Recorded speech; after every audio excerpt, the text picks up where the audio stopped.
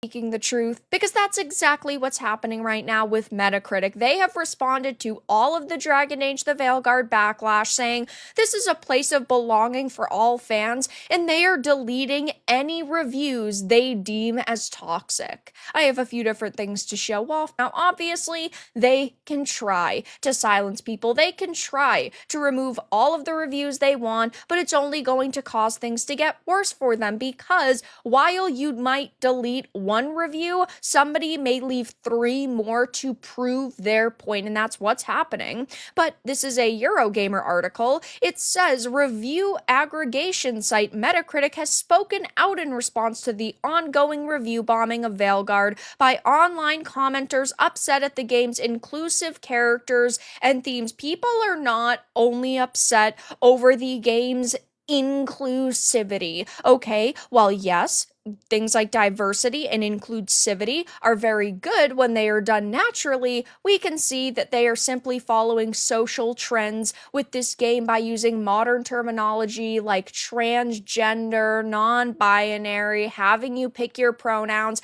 I mean, it's identity politics, the game, plain and simple, but they want to just dumb it down to people are angry at inclusive characters, which certainly isn't the case. And that's not even getting into all of the problems the game itself has, like its lopsided pacing, its really bad character development, a lot of the voice acting is only mediocre, the gameplay is good but gets quite repetitive. It's a game that could have been 10 to 12 hours long that they made 30 hours minimum to make sure that you were constantly in game, which just isn't a winning strategy in my opinion. But now, of course, people are voicing their opinions and Metacritic is trying to silence them. It says BioWare's latest Dragon Age Epic holds a generally favorable review average of 84 on Metacritic based on a consensus of 54 critic scores. It does not deserve an 84 by any stretch of the means unless you are somebody who does not know the franchise in totality. I guess if you had never played a Dragon Age game before and you only played this, sure, you'd probably have a bit of fun with it, but that's just because you're not emotionally invested in some of the characters that are in this, like Varric, like Solus. You're missing a lot of backstory and information that is significantly more important than anything in this game, right? Just go and play Dragon Age Origins. It's a fantastic experience. This is a absolute nightmare in my opinion and a lot of other people's. It's just not Dragon Age. But it says the game's Metacritic user score is listed as just a 3.8 out of 10, with a majority of user opinions falling in the starkly negative range. Looking at some of the most recent reviews at the time of writing, these include numerous scores of 0 out of 10 for content in the game repeatedly described as woke. It's hilarious to me that they are not mentioning the fact that this is also being positively review bombed. There are people who are trying to just leave 10s to counteract these low scores. There are people who are trying to say, oh my god, it's amazing, and, screw the chuds, which is very important context to add to the story, but they don't care because that doesn't fit their narrative. Awful dialogue and obviously some woke agenda psyop, reads a 0 out of 10 review from one user. This is censorship at its worst. Woke killed the game, but the gameplay is nice. This is what happens when you try to force push DEI and sexual ideology in a fantasy game, so they're banning people for speaking the truth. They're removing reviews for people speaking the truth. That's all that's really happening here. People are not lying. There's no lies detected.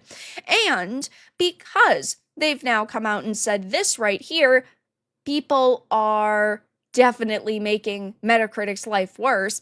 We take online trust and safety very seriously across all of our sites, including Metacritic, the spokesperson said. Metacritic has a moderation system in place to track violations of our terms of use. Our team reviews each and every report of abuse, included but not limited to racist, sexist, homophobic, insults to others, etc. And if violations occur, the reviews are removed. But now it's only caused the Streisand stand effect to happen? Because there are tons of people saying, oh, my review was removed.